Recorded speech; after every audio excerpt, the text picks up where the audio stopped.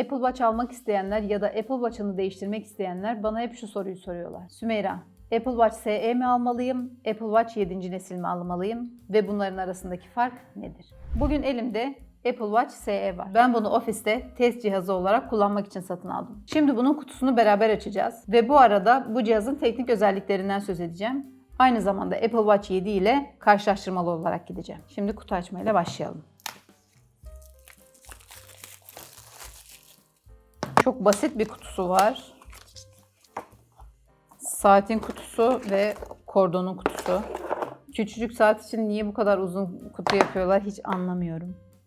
İçinden saatin kendisi çıktı ve bir de kablosu çıktı.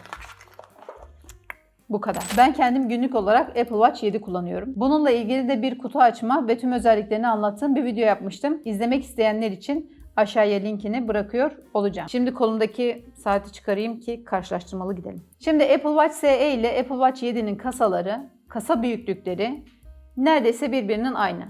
Hani kalınlığı da birbirinin aynı. Zaten bunun kordonlarını bunda da birebir olarak kullanabiliyorsunuz. Şimdi bunda kasa olarak sadece alüminyum seçeneği var.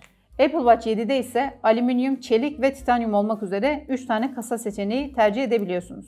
Fakat Türkiye'ye sadece alüminyum modeli geldiği için yani hiçbir farkı yok. Her ikisinde de sadece alüminyum alabiliyoruz burada Türkiye'de. Dedim ki bu her iki modelde de kasa büyüklükleri birebir aynı. Ancak Apple Watch 7'de ekranın çerçevesini iyice küçülttükleri için bunun ekran boyutu bundan %20 oranında daha büyük ve ekran parlaklığı da %80 oranında daha yüksek. Dolayısıyla hani bunun ekranı bundan çok daha iyi diyebiliriz. Teknik özelliklerine gelecek olursak Apple Watch SE'de 50 metreye kadar suya dayanıklılık var. 7. nesil Apple Watch'ta da 50 metreye kadar suya dayanıklılık var. Ancak bunlarda ekstra olarak toza dayanıklılık da var. Fakat benim gibi şehir kullanıcısıysanız yani her gün böyle trekkinglere, doğa yürüyüşlerine ya da off-road'a gitmiyorsanız çok önemli bir özellik mi? Bence değil. Yine her iki cihazda da dahili GPS var. Her ikisi de bildirimlerinizi gösteriyor. Her ikisinde de gelen telefon aramalarına cevap verebiliyorsunuz. Her ikisinde de mesajlara cevap verebiliyorsunuz. Ancak ve ancak 7. nesil Apple Watch'ta kendi dahili klavyesi olduğu için buradan klavye ile de mesajlara cevap verebiliyorsunuz. Bunda öyle bir özellik yok. Ama bundaki klavye çok küçük ve kullanması çok zor. Yani bugüne kadar hiç mesajlarıma buradaki klavyeyle cevap vermedim. Yine bu cihazların her ikisi de hem fitness takibi yapıyor hem de uyku takibi yapıyor. Aynı zamanda her ikisi de kalp atışlarınızı anlık olarak ölçüyorlar. Ancak Apple Watch 7 ekstra olarak kanınızdaki oksijen oranını da ölçüyor. Yani bu da onun ekstra bir sağlık verisi. Yani özetle teknik özelliklerine baktığımızda aslında Apple Watch 7'nin Apple Watch SE'den çok böyle abartı, değişik, çok böyle bambaşka bir teknik özelliği yok bence. Yani bu Apple Watch SE'yi kullansam günlük hayatımda hem ekran parlaklığından hem işte bildirimleri gönderme hızından hem performansından hem çalışma biçiminden hem bana sunduğu özelliklerden hem tuttuğu sağlık verilerinden yani her şeyden memnun kalırım ve başka bir saat aramam. Şimdi burada neye göre tercih yapacağız? Bu cihazın fiyatı 4000 TL gibi. Bu cihazın fiyatı ise 6000. Dolayısıyla arada ciddi bir fiyat farkı var.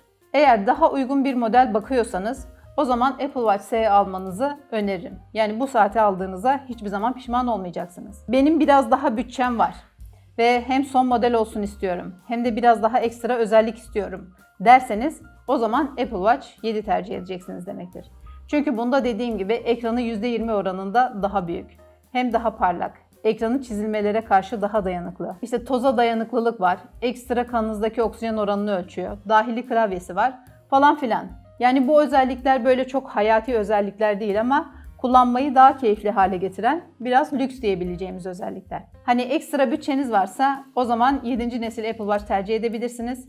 Yok ben daha uygun fiyatlı bir model istiyorum derseniz o zaman tercihiniz Apple Watch SE olmalı. Umarım bu videom faydalı olmuştur. Apple Watch kullanıcısıysanız hangi modeli kullanıyorsunuz ve memnun musunuz bundan? Bunları yorumlarda mutlaka benimle paylaşın. Videomu beğenmeyi ve kanalıma abone olmayı unutmayın. Sevgiler.